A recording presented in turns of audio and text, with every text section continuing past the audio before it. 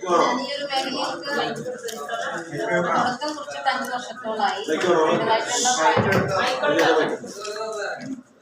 ഞാൻ ഈ ഒരു മേഖലയിലേക്ക് തുടക്കം വെച്ചിട്ട് ഒരു കാരണം ഉണ്ടായത് 5 വർഷം കഴിഞ്ഞു. 2018 പുലർത്ത് വന്ന സമയത്ത് നമ്മുടെ ഭൂമിയില് 2 പിളർന്ന് ഞാൻ കൃഷി തുടങ്ങി ഏറ്റവും നല്ലൊരു മൂർധന്യ ദശയിൽ എത്തിയിരിക്കുന്ന സമയത്താണ് 2018 പോയിട്ട്.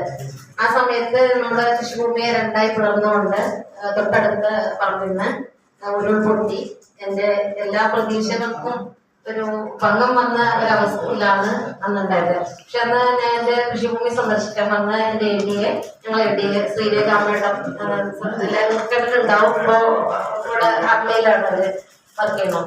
അവര് എന്റെ കൃഷിക്കുള്ള നാശനഷ്ടം രേഖപ്പെടുത്താൻ വേണ്ടി വന്ന സമയത്ത് എന്നോടൊരു ചെറിയ എനിക്കൊരു പ്രതീക്ഷ തന്ന സമയത്ത്, വളരെയധികം വിഷമിച്ചിരിക്കുന്ന സമയത്ത് നല്ലൊരു പ്രതീക്ഷ തന്ന ഒരു വാക്കാണ്, നിങ്ങളുടെ ഈ ഭൂമിയെ നിങ്ങൾക്ക് ഫാം ടൂറിസത്തിലേക്ക് മാറ്റാനുള്ള എല്ലാ സാധ്യതകളും ഞാൻ കാണുന്നുണ്ട്.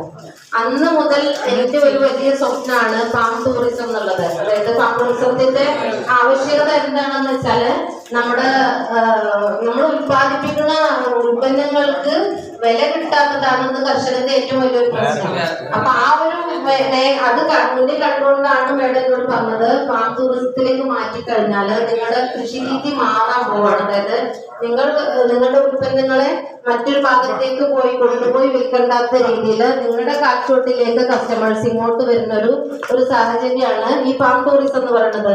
ഒന്ന് നമുക്ക് ആലോചിച്ചുകൂടെ എന്ന് ചോദിച്ചു. അപ്പൊ അതിന്റെ കൂട്ടത്തിൽ തന്നെ പറഞ്ഞു, ഡിപ്പാർട്ട്മെന്റ് ഒരു ജില്ലക്ക് 1 എന്നുള്ളൊരു പദ്ധതി വെച്ചിട്ടുണ്ട്. ഞാനത് വാങ്ങിച്ചു തന്നോട്ടെ. 60 ലക്ഷം രൂപ ഉണ്ട്. ഒന്നിച്ച് കിട്ടൂല. നിങ്ങൾ അതിന്റെ മാസ്റ്റർ പ്ലാനൊക്കെ ഞങ്ങൾ തയ്യാറാക്കി തരും. അതനുസരിച്ച് നിങ്ങൾ ചെയ്യണം. അപ്പൊ ആ ചെയ്യുന്നതിനനുസരിച്ചുള്ള ഫണ്ടുകൾ വന്നു കഴിഞ്ഞാൽ 5 വർഷം കൊണ്ട് നിങ്ങൾക്ക് അത് കംപ്ലീറ്റ് ആക്കാൻ പറ്റുന്നു. പക്ഷെ എനിക്കത് ഏറ്റെടുക്കാനുള്ള ധൈര്യം ഉണ്ടായില്ല. കാരണം മിനിമം 10 ലക്ഷം രൂപ എന്റെ കയ്യിലപ്പോൾ വേണം. ഹസ്ബൻഡ് തരില്ല. കാരണം ഞാൻ അത് ഫണ്ടിൽ കൊണ്ടുപോയി നഷ്ടപ്പെടുത്തുന്നുള്ള വിശ്വാസക്കുറവ് വരുന്നതുകൊണ്ട് ഹസ്ബൻഡ് നാട്ടിലില്ല, എപ്പോഴും ഗൾഫിലാണ്. പക്ഷെ എന്റെ വലിയൊരു സ്വപ്നമാണ്, വളരെ കഷ്ടപ്പെട്ട് വാങ്ങിച്ച ഈ ഭൂമിയെ നല്ലൊരു വരുമാനത്തിൽ കാക്കണം എന്നുള്ളതിന്റെ ഒരുപാട് കാലം മുതലുള്ള ഒരു സ്വപ്നമാണ്. ആ രീതിയിലേക്ക് ഞാൻ അന്ന് മുതൽ തന്നെ തുടക്കം വെച്ചു. എന്റെ കൃഷി രീതി ഞാൻ ആ രീതിയിലേക്ക് തുടങ്ങിയിട്ടുണ്ട്. സാർ പറഞ്ഞതുപോലെ 17 ഏക്കർ സ്ഥലമാണ് എനിക്കുള്ളത്, മൊത്തമായിട്ടുള്ളത്. അത് ഒന്നിച്ച് തെങ്ങാണ്, മുഴുവൻ തെങ്ങായിട്ടാണ് കിടക്കുന്നത്. അത് കുറച്ച് ഭാഗം കുറച്ച് ഫ്ലാറ്റ് ആയിട്ടും ബാക്കി ഭാഗം കുത്തനെയായിട്ട്. ഇപ്പൊ കുത്തനെയുള്ള ഭാഗത്തുനിന്ന് ചെരിവുള്ള ഭാഗത്തുനിന്നാണ് ഉരുൾപൊട്ടി വന്നത്. അപ്പൊ ആ ഭാഗത്തെ മൊത്തം ഹസ്ബൻഡിന്റെ റിസ്കിൽ തന്നെ ഒരു 10 ലക്ഷം രൂപ ചെലവഴിച്ച് ഞാൻ പറഞ്ഞു, നമുക്കൊന്ന് മാറ്റിയെടുത്തിട്ടില്ലെങ്കിൽ ഞാൻ എന്റെ സ്വപ്ന ലോകത്തേക്ക് തിരിഞ്ഞതൊന്നും അവരോട് പറഞ്ഞിട്ടില്ല. നമുക്ക് ആ ഭൂമിയെ ഒന്ന് മാറ്റിയെടുക്കാൻ നിങ്ങൾ എന്നെ ഒന്ന് സഹായിക്കണം, എനിക്ക് കുറച്ച് പൈസ തരണം, അല്ലെങ്കിൽ നമുക്കത് വിറ്റാൽ പോലും പോവില്ല. ഞാനൊന്ന് ഭീഷണിപ്പെടുത്തി. ചെലവായി പോവില്ല, ഭൂമിയെ നമുക്ക് വിൽക്കാൻ പോലും പറ്റാത്തൊരവസ്ഥയിലാണ്. അപ്പൊ ഇപ്പോഴത്തെ കുഴപ്പമില്ല, നിങ്ങൾക്ക് ധൈര്യം. അങ്ങനെ അവര് സമ്മതിച്ചു. 4 മാസം ഒരു JCB വർക്ക് ചെയ്തു, 1 മാസം ഒരു ഇറ്റാച്ചി. ഒരു ദിവസം പോലും നമ്മുടെ പറമ്പിൽ നിന്ന് 2 വണ്ടി ആ സമയത്ത് പോയിട്ടില്ല. അങ്ങനെ ആ ഉരുൾപൊട്ടി വന്ന 2 പിളർന്ന ഭൂമിയെ 4 മാസം ഒരു JCB, 1 മാസം ഒരു ഇറ്റാച്ചി വണ്ടി ഉപയോഗിച്ച് ഏകദേശം 9,80,000 രൂപ ചെലവഴിച്ചാണ് അത് പൂർവ്വസ്ഥിതിയിൽ എത്തിച്ചത്. അപ്പൊ അതിന്റെ ശേഷം ഞാൻ ആദ്യം ചെയ്തത് 1 ഏക്കർ സ്ഥലം മൊത്തം പ്ലാവ് കൃഷി ചെയ്തു. അതിന്റെ തൊട്ട ആ വർഷം തന്നെ ഒരു ഏക്കർ സ്ഥലത്ത് കശുമാവ് കൃഷി ചെയ്തു. ഈ പ്ലാവ് കൃഷി ചെയ്തത് പലവിധം വെറൈറ്റി ആയിട്ടാണ്, ഒരേ വെറൈറ്റി അല്ല, പല വെറൈറ്റി ആയിരുന്നു. സാർ പറഞ്ഞ ഏകദേശം വെറൈറ്റി ഒക്കെ എന്റെ കയ്യിൽ കാഴ്ച നിൽക്കുന്നുണ്ട്. കശുമാവ് നമ്മുടെ മാടക്കത്തറ, തൃശ്ശൂർ മാടക്കത്തറ യൂണിവേഴ്സിറ്റിയിൽ നിന്നാണ് കൊണ്ടുപോയത്. അത് ഏകദേശം ഒരു 3-4 വെറൈറ്റി കശുമാവ്. ഇതൊക്കെല്ലാം വരുമാനമായി തുടങ്ങി. പിന്നെ മാവ് കൾട്ടിവേഷൻ നമ്മൾ ഇന്നലെ അവിടെ കണ്ട ഏകദേശം ആ മോഡൽ തന്നെയാണ് ചെയ്തിട്ടുള്ളത്. 1 ഏക്കറിൽ മാവും ചെയ്തിട്ടുണ്ട്. 1 ഏക്കറിൽ വിവിധ ഇനം ഫ്രൂട്ട് പ്ലാന്റ് ആണ്. അതായത് ഫ്രൂട്ട് ഫോറസ്റ്റ് എന്നുള്ള ഒരു കൺസെപ്റ്റിൽ. അപ്പൊ ആ വർഷം തന്നെ ഞങ്ങളുടെ ADAയുടെ വലിയൊരു സപ്പോർട്ടായിട്ട് എനിക്കൊരു വാഗ്ദാനം തന്നു. ഞാൻ ഒരു 10 സെന്റിൽ നീ കുളം നിർമ്മിക്കാൻ, പടുതാ കുളം. കാരണം കുളം നിർമ്മിക്കാൻ നാച്ചുറൽ പോട്ട് ഉണ്ടാക്കാനുള്ള സ്ഥലമല്ല അത്, കൃഷിഭൂമി സാധാ പറമ്പാണ്. അപ്പൊ അവിടെ നമുക്ക് നാച്ചുറൽ പോട്ട് ഉണ്ടാക്കാൻ കഴിയില്ല. അപ്പൊ 10 സെന്റിൽ നീ പടുതാക്കുളം ചെയ്ത് കഴിഞ്ഞാല് അതിന് SHM സ്കീമില് അതില് പകുതി ഫണ്ട് ഞാൻ വാങ്ങിച്ചു തരാമാണ്. അതോടൊപ്പം അവരെന്നോട് പറഞ്ഞു, അതേ ബില്ല് തന്നെ ഫിഷറീസിൽ കൊടുത്തു, കുറച്ച് അവരും തന്നെ പറഞ്ഞു. ഏകദേശം 2,20,000 രൂപ എനിക്ക് ഒരു ബോണ്ടിന് ഈ പടുതാക്കുളത്തിന് 10 സെന്റ് ചെയ്യാൻ ചെലവായില് 1 രൂപ പോലും എന്റെ കയ്യിൽ നിന്ന് ഇല്ലാത്ത രീതിയിൽ ഫണ്ട് മുഴുവൻ എനിക്ക് അവര് തരണം. ഫിഷറീസ് ഡിപ്പാർട്ട്മെന്റും ബാക്കി അഗ്രികൾച്ചർ ഡിപ്പാർട്ട്മെന്റും. പിന്നെ ഞാൻ അതിന്റെ ഒരു 3-4 വർഷം മുമ്പ് തേനീച്ച കൃഷിയിൽ കറങ്ങിയിട്ടുണ്ടായിരുന്നു. അപ്പൊ തേനീച്ച കൃഷി പഠിച്ചതോടുകൂടി തേനീച്ചക്ക് ഞാൻ എന്റെ വീട്ടിൽ വെച്ച് ട്രെയിനിങ് കൊടുക്കുന്ന ഒരു രീതിയിൽ ഡിപ്പാർട്ട്മെന്റ് വിളിക്കുന്ന ഭാഗത്തേക്ക് തേനീച്ച കൃഷിയുടെ ട്രെയിനിങ് ഞാൻ പോകുന്നുണ്ട്. അപ്പോ ഏകദേശം കുറേശ്ശെ വരുമാനമായി തുടങ്ങിയപ്പോ ഞാൻ എന്റെ വരുമാനത്തിൽ നിന്ന് തന്നെയാണ് ഇതിനുള്ള ഫണ്ട് ഇപ്പൊ ഇന്നലെ അവരോട് പറഞ്ഞതുപോലെ കണ്ടെത്തിക്കൊണ്ടിരിക്കുന്നത്. അപ്പോ ഞാൻ ഹസ്ബൻഡിനോട് പറഞ്ഞിട്ടുള്ളത് എന്നോട് 10 വർഷത്തേക്ക് ഇതിന്റെ വരുമാനം ചോദിക്കരുത് എന്നാണ്. അതിൽ നിന്ന് എത്ര തേങ്ങ കിട്ടും, എത്ര അടക്ക ഒരു 3 ഏക്കറിൽ അടക്ക നേരത്തെ ചെയ്തിട്ട് കവുങ്ങ് ചെയ്തിട്ടുണ്ടായിരുന്നു, അതിൽ വരുമാനമുണ്ട്.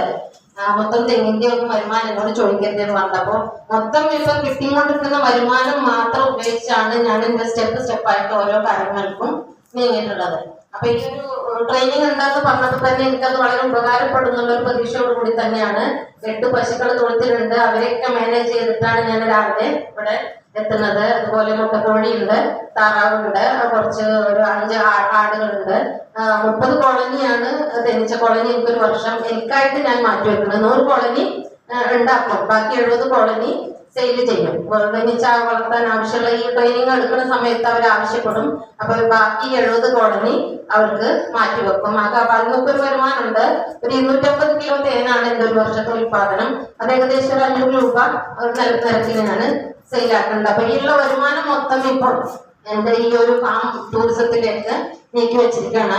അപ്പൊ ഇന്നലെ സാറിന്റെ ക്ലാസ്സും ഇന്നത്തെ ക്ലാസ്സും അതുപോലെ നമ്മൾ ഇന്നലത്തെ ഒരു ഫാം സന്ദർശനം കൂടി എനിക്ക് എന്റേതായിട്ടുള്ള ഒരു പിക്ചർ എന്റെ ഫാമിനെ ഞാൻ ഇങ്ങനെ മാറ്റിയെടുക്കണം എന്നുള്ളത്. അപ്പൊ നിലവിലുള്ള സ്ഥലം ഒരുപാട് ബാക്കി കിടക്കുന്നുണ്ട്. അപ്പോ ആ നിലവിലുള്ള സ്ഥലത്തിന്റെ കിടപ്പിന് ഒരു മാറ്റം വരാത്ത രീതിയിൽ പാറകളുണ്ട്, പാറക്കെട്ടുകളുണ്ട് അതിൻ്റെ അകത്ത്.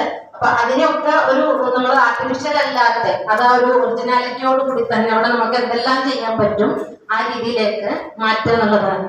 അപ്പോ വഴിമരങ്ങള് ഞാൻ ഉദ്ദേശിക്കുന്നത് വെട്ടുകല്ല് പാറ. അപ്പൊ എന്താ വെച്ചാൽ നമുക്ക് ആ ഒരു കോൺക്രീറ്റ് ടാറിങ് ഇതൊക്കെ ഒഴിവാക്കി വെട്ടുകല്ലിനെ നമുക്ക് ഉപയോഗപ്പെടുത്താം. 2 സൈഡിലായിട്ട് വഴിയോരത്തായിട്ട് നമുക്ക് ഇളനീര് മാത്രമായിട്ടുള്ള തെങ്ങ്. അപ്പൊ കുറച്ച് ഞാൻ 50 തൈ ചെയ്തിട്ടുണ്ട്. ബാക്കി കൂടി നമുക്ക് അപ്പൊ വഴിയോരത്ത് കൂടി ഇളനീര് മാത്രമായിട്ട് കൃഷി ചെയ്യുമ്പോൾ അവിടെ എവിടെയെങ്കിലും 1-2 ഭാഗത്തായിട്ട് ഇളനീർ പാർലർ. അപ്പൊ അവിടെ വരുന്ന കസ്റ്റമേഴ്സിന് അവിടെ തന്നെ ഇളനീര് വെട്ടി കുടിക്കാനുള്ള ഒരു സംവിധാനം. അപ്പൊ മെയിൻ എൻട്രൻസ് അവിടെ നമുക്ക് വേണ്ടത് ആവശ്യമായ ഒരു പ്ലാനാണ്. അവിടെ നമുക്കൊരു ഗേറ്റ് ഷോപ്പ് ആവശ്യമുണ്ട്. ഇന്നലെ നമ്മൾ കണ്ട ഒരു മിസ്റ്റേക്ക് അവരുടെ ഷോപ്പ് ഉള്ളിലാണ്. പക്ഷേ ഗേറ്റ് ഷോപ്പ് എപ്പോഴും നമ്മുടെ ഗേറ്റിന്റെ പുറത്തോ അല്ലെങ്കിൽ അതിനോട് ചേർന്നോ ആയിരിക്കണം. കാരണം പുറത്തു നിന്നുള്ള കസ്റ്റമേഴ്സിന് നമ്മുടെ ഫാമിലത്തെ സാധനങ്ങൾ ഫാമിൽ കയറാതെ, കാരണം ഫാമിൽ കയറണമെങ്കിൽ ഗേറ്റിന്റെ ഉള്ളിലേക്ക് കടക്കണമെങ്കിൽ നമ്മൾ എൻട്രൻസ് ഫീ നമ്മൾ ആവശ്യപ്പെടുന്നുണ്ട്. അപ്പൊ ഒരു കസ്റ്റമർക്ക് നമ്മുടെ ഫാമിലത്തെ ഉൽപ്പന്നങ്ങൾ പരിചയമുള്ള ഒരു കസ്റ്റമർക്ക് ആ സാധനങ്ങൾ വാങ്ങിക്കണമെന്നുണ്ടെങ്കിൽ ഫാമിൽ കയറാണ്ട് സാധനം വാങ്ങിക്കാനുള്ള ഷോപ്പ് പുറത്തായിരിക്കണം. അതായത് എൻട്രൻസ് കയറി വരരുത്. അപ്പൊ പിന്നെ എന്റെ മേഖല മൂല്യവർദ്ധിത ഉൽപ്പന്നങ്ങളാണ്. ഞാൻ 10 വർഷമായിട്ട് ഈ സെന്ററിന്റെ ട്രെയിനിങ്ങിന് അറ്റൻഡ് ചെയ്തുകൊണ്ടിരിക്കുന്നത്. അതിൽ മൂല്യവർദ്ധിത ഉൽപ്പന്നങ്ങളിൽ ഒരുപാട് ക്ലാസ് എനിക്ക് ഇവിടുന്ന് കിട്ടിയിട്ടുണ്ട്. കണ്ണാറ് 3 ദിവസം പോയി താമസിച്ച് വാടകവേഷണ കേന്ദ്രത്തിലത്തെ എല്ലാ വെറൈറ്റി പഠിച്ചു. അത് ഇപ്പം ഞാൻ ഉണ്ടാക്കിക്കൊണ്ടിരിക്കുന്നു. വാഴയിലുള്ള മൂല്യവർദ്ധനകൾ വിൽപ്പന നടത്തുന്നുണ്ട്. പിന്നെ ഡയറി സെക്ഷനിൽ 10 ദിവസം കോഴിക്കോട് പോയി നിന്ന് അത് ക്ലാസ്സിന് അറ്റൻഡ് ചെയ്ത് ഡയറിയുടെ 30ഓളം പ്രൊഡക്റ്റ് ഞാൻ പഠിച്ചത്. ഏകദേശം കുറച്ചൊക്കെ ഇപ്പോൾ നടക്കുന്നുണ്ട്. പാലായിട്ട് കൊടുക്കുന്നില്ല, പാലിന്റെ ഉൽപ്പന്നങ്ങൾ മാത്രമാണ്. അപ്പോ ഏകദേശം ഇന്നലെ അവിടെ ഞാൻ നെയ്യൊക്കെ റേറ്റ് ചോദിച്ചു. പക്ഷെ അത്ര തന്നെ റേറ്റ് ഞാൻ ഇട്ടിട്ടില്ല. പക്ഷെ എങ്കിലും ഇനി മാർക്കറ്റിലേക്ക് വരുമ്പോൾ നമുക്ക് ആലോചിക്കാം. അപ്പൊ അതുപോലെ മൂല്യവർദ്ധിത ഉൽപ്പന്നങ്ങളില് നമുക്ക് ഒന്നും പാഴായി പോവാത്ത ഒരവസ്ഥ വരുന്നുണ്ട്. അപ്പൊ നമ്മുടെ ഫാമിൽ ഉണ്ടാക്കുന്ന നമ്മൾ പച്ചക്കറി ആണെങ്കിലും ഫ്രൂട്ട്സ് ആണെങ്കിലും എന്താണെങ്കിലും അന്നാന്ന് ഡേറ്റിൽ നമുക്ക് പറിച്ചത് ചെലവഴിച്ചിട്ടില്ലെങ്കിലും നേരെ വാല്യൂ അഡീഷനിലേക്ക് മാറ്റിക്കഴിഞ്ഞാൽ വീണ്ടും അതിനെ നമുക്ക് നല്ല ഉൽപ്പന്നങ്ങളാക്കി നമ്മുടെ ഷോപ്പിൽ വെച്ച് വിൽക്കാൻ പറ്റുന്നതാണ്. ഏകദേശം ഇപ്പൊ എനിക്കൊരു 100ഓളം പ്രൊഡക്റ്റ് എന്റെ പഠനത്തിലും എന്റെ റിസർച്ചിലും കഴിഞ്ഞിട്ടുണ്ട്. തേനിൽ നിന്നുള്ള മൂല്യവർദ്ധിത ഉൽപ്പന്നങ്ങളുണ്ട്. തേനിന്റെ മെഴുക് ഉപയോഗിച്ച് നമുക്ക് സൗന്ദര്യവർദ്ധക വസ്തുക്കള്, അങ്ങനെ നമ്മുടെ വെളിച്ചെണ്ണയിൽ നിന്നുള്ള മൂല്യവർദ്ധിത ഉൽപ്പന്നങ്ങള്, അങ്ങനെ എല്ലാ നമ്മുടെ ഫാമിലുള്ള നമ്മൾ കൃഷി ചെയ്യുന്ന എല്ലാ സാധനങ്ങളും നമുക്ക് മൂല്യവർദ്ധിത ഉൽപ്പന്നങ്ങളാക്കുമ്പോൾ നമുക്കത് നല്ലൊരു മാർക്കറ്റാണ്. നമ്മുടെ പറമ്പിൽ നിന്ന് ഒരു സാധനം പോലും നമുക്ക് പുറത്തൊരു മാർക്കറ്റിങ്ങിന് വേണ്ടി നമ്മൾ ബുദ്ധിമുട്ടേണ്ട ഒരു ആവശ്യം ഈ ഒരു മേഖലയിലേക്ക് വന്നു കഴിഞ്ഞാൽ നമുക്ക് വരാൻ പോണില്ല. അപ്പൊ അതുകൊണ്ട് നമ്മളെല്ലാവരും, പിന്നെ എന്റെ ഒരു കൺസെപ്റ്റ് ഒന്നാണ് ഫാം സ്കൂള്. അപ്പൊ നമുക്ക് അതിന്റെ ഉള്ളിൽ തന്നെ ഒരു ചെറിയ തോതിൽ ഒരു 19 ചെയർ ഇട്ട് കഴിഞ്ഞാല് ഒരു ഫാം സ്കൂള്. അപ്പൊ ഇവർക്ക് കൃഷിയെ കുറിച്ച് പറഞ്ഞു കൊടുക്കാനും പഠിക്കാനും ഒക്കെ ഉള്ള ഒരു അവസരം. അപ്പൊ അതിനൊക്കെ നമുക്ക് ഫീ വേണമെങ്കിൽ വേറെ വാങ്ങിക്കാം. പിന്നെ ഞാൻ മാവ് കൃഷി ചെയ്തിട്ടുള്ള കൾട്ടിവേഷൻ ആയിട്ടാണ് പ്രൂൺ ചെയ്ത് നിർത്തിയിട്ടുണ്ട്. അതായത് വരുന്ന കസ്റ്റമേഴ്സിന് അവർക്ക് ഹാർവെസ്റ്റ് ചെയ്ത് എടുക്കാനുള്ള ഒരു സംവിധാനത്തിലാണ് ചെയ്തിട്ടുള്ളത്. അപ്പോൾ നമ്മള് എൻട്രി ഫീ കൂടാതെ ഹാർവെസ്റ്റിങ്ങിന് നമുക്ക് ഫീ വേറെ വാങ്ങാൻ പറ്റും. അതുപോലെ പച്ചക്കറി നമ്മൾ കൃഷി ചെയ്യാം. അപ്പൊ മഴക്കാലത്താണ് എല്ലാവരും നമ്മൾ കൂടുതൽ പച്ചക്കറി ഉണ്ടാക്കുന്നത്. അപ്പൊ വേനൽക്കാലത്ത് കൂടി പച്ചക്കറി കൃഷി ചെയ്തൊക്കെ ഹാർവെസ്റ്റ് ചെയ്യാനുള്ള ഒരു സംവിധാനം നമുക്ക് മഴമറ ഏകദേശം ഒരു 4000 സ്ക്വയർ ഫീറ്റിന്റെ 2 മഴമറകൾ നമ്മൾ ഉണ്ടാക്കണം. എന്തിനാ 2 എന്ന് വെച്ചാല് ഒരു ട്രിപ്പിൽ നമ്മൾ ഉണ്ടാക്കി കഴിയുമ്പോൾ അത് അവസാനിച്ചു കഴിഞ്ഞാൽ പിന്നെ രണ്ടാമത് അതിന്റെ ഹാർവെസ്റ്റിംഗ് തുടങ്ങണമെങ്കിൽ പിന്നെ വീണ്ടും 1 മാസം കാത്തിരിക്കണം. അപ്പൊ നമ്മൾ ഒരു സ്റ്റെപ്പൊക്കെ ചെയ്താൽ 1 മാസത്തിന് മുമ്പായിട്ട് അടുത്ത സ്റ്റെപ്പിൽ നമ്മൾ ചെയ്യണം. ഈ മഴമറക്കുള്ളിൽ നമ്മൾ ചെയ്യേണ്ടത് വള്ളിയായിട്ട് പടർന്നു പോവാത്ത ഇനം ചെടികൾ, അതായത് പിന്നെ വെണ്ട, വഴുതന, അതുപോലെ കാപ്സിക്കം, അങ്ങനെയുള്ള കുറ്റിച്ചെടിയായിട്ട് നിൽക്കുന്ന കുറ്റിപ്പയറും ഉണ്ട്. അങ്ങനെയുള്ളതൊക്കെ നമുക്ക് നമ്മുടെ ഈ മഴമറക്കുള്ളിൽ ചെയ്ത് കഴിഞ്ഞാൽ വരുന്ന കസ്റ്റമേഴ്സിന് കുട്ടികൾക്കാണ് ഭയങ്കര ഇൻട്രസ്റ്റ് ഉണ്ടാവുക അതൊക്കെ ഒന്ന് ഹാർവെസ്റ്റ് ചെയ്യാനുള്ളത്. അപ്പൊ നമുക്കൊരു കത്രിക, ഒരു നാച്ചുറൽ ഒരു കൊട്ടയൊക്കെ കൊടുത്തു കഴിഞ്ഞാൽ അവർക്കത് കട്ട് ചെയ്ത് എടുക്കാനും ഫോട്ടോ എടുക്കാനും ഒക്കെ ആയിരിക്കും. അപ്പൊ ആ ഹാർവെസ്റ്റ് ചെയ്യാൻ നമുക്കൊരു ഫീ വേറെ നമുക്ക് വാങ്ങിക്കാം. ഹാർവെസ്റ്റ് ചെയ്ത സാധനത്തിന്റെ വില അവർക്ക് നമുക്ക് വേറെ വാങ്ങിക്കാം. അതുപോലെ തന്നെ മാവ്, പ്ലാവിന് ചക്ക എല്ലാം അതുപോലെ. പിന്നെ നമ്മുടെ ട്യൂബർ ക്രോപ്സ്, കിഴങ്ങ് വർഗ്ഗങ്ങൾ ചെയ്യാനായിട്ട് നമ്മളൊരു ഏരിയ മാറ്റി വെക്കാം. അപ്പൊ അതിൽ വിവിധ ഇനം കിഴങ്ങുകൾ, കപ്പ, ചേമ്പ്, ചേന, കൂർക്ക എല്ലാം. ഇതിനൊന്നും സീസൺ ഇല്ല ശരിക്കും പറയുകയാണെങ്കിൽ. നമുക്കൊന്ന് തോന്നും മഴക്കാലത്ത് ഇത് ഉണ്ടാവുന്നത്, പക്ഷെ നനക്കാല സംവിധാനം ഉണ്ടെന്നുണ്ടെങ്കിൽ അത് ഏത് സമയത്ത് നമുക്ക് കൃഷി ചെയ്യാവുന്നതാണ്. അങ്ങനെ വർഷത്തിന്റെ 360 ദിവസവും നമുക്ക് പിന്നെ ഹാർവെസ്റ്റ് ചെയ്യാനുള്ള സാധനങ്ങൾ നമ്മുടെ ഫാമിൽ ഉണ്ടായിരിക്കണം.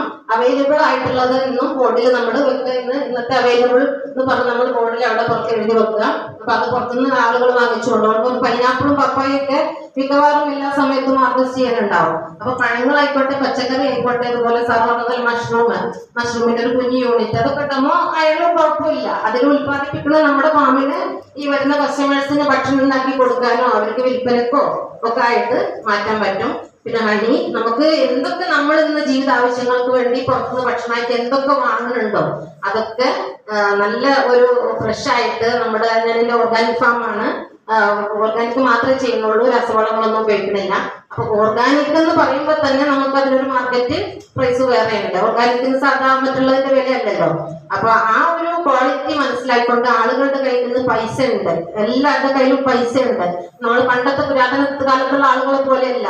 എല്ലാവരും ഒന്ന് പൈസ കയ്യിൽ വെക്കല്ല, എല്ലാവരും ചെലവഴിക്കാൻ തന്നെയാണ്. അപ്പൊ പല രീതിയിൽ ചെലവഴിക്കുന്ന ആളുകൾക്ക് വെറൈറ്റി ആയിട്ട് നമ്മുടെ ഒരു ഫാമിനെ പരിചയപ്പെടുത്തുമ്പോൾ, ഞാൻ താമസിക്കുന്നത് നമ്മുടെ പറമ്പുള്ളത് നിങ്ങള് കൊടികുത്തിമല കേട്ടിട്ടുണ്ടാവുമല്ലോ അല്ലെ? ഏതാണ്ട് 30 മീറ്റർ ഡിസ്റ്റൻസ് ഉള്ളൂ. അപ്പൊ ആ ടൂറിസ്റ്റ് കേന്ദ്രത്തിലേക്ക് വരുന്ന ആളുകളുടെ എണ്ണം കണ്ടിട്ടാണ് ഞാൻ ഇതിന്റെ ഒരു പ്ലാന് ആസൂത്രണം ചെയ്തത്. ഇപ്പൊ ഏകദേശം ചെറിയ പബ്ലിസിറ്റി ആയിട്ടുണ്ട്. ഈ വർഷത്തെ ജൈവ കർഷക അവാർഡിന് വേണ്ടി നോമിനേഷൻ കിട്ടിയിട്ടുള്ളത് മലപ്പുറത്ത് നിന്ന് എനിക്കായിരുന്നു. അപ്പൊ ആ ഒരു പബ്ലിസിറ്റിയോട് കൂടി തന്നെ അതിന് പേര് കൊടുത്തത് തുവ ഓർഗാനിക് ഫാം എന്നാണ്. തുവ എന്ന് പറയുന്നത് ഇവിടെ ഈജിപ്തിലുള്ള ഒരു താഴ്വരയാണ്. ചില നമ്മുടെ മുസ്ലിങ്ങൾക്കൊക്കെ അറിയായിരിക്കും. ഈജിപ്തിലുള്ള ഒരു താഴ്വരയുടെ പേരാണ് തുവ. അപ്പൊ കൊടികുത്തിമലയുടെ താഴ്വാരത്താണ് എന്റെ തുവ ഫാം ഉള്ളത്. അപ്പൊ എന്റെ ഒരു സ്വപ്ന ലോകത്തേക്ക് വൈകാതെ എത്തുന്നുള്ള പ്രദേശത്തോടുകൂടി എന്റെ പ്ലാന് ഞാനിവിടെ അവസാനിപ്പിക്കും.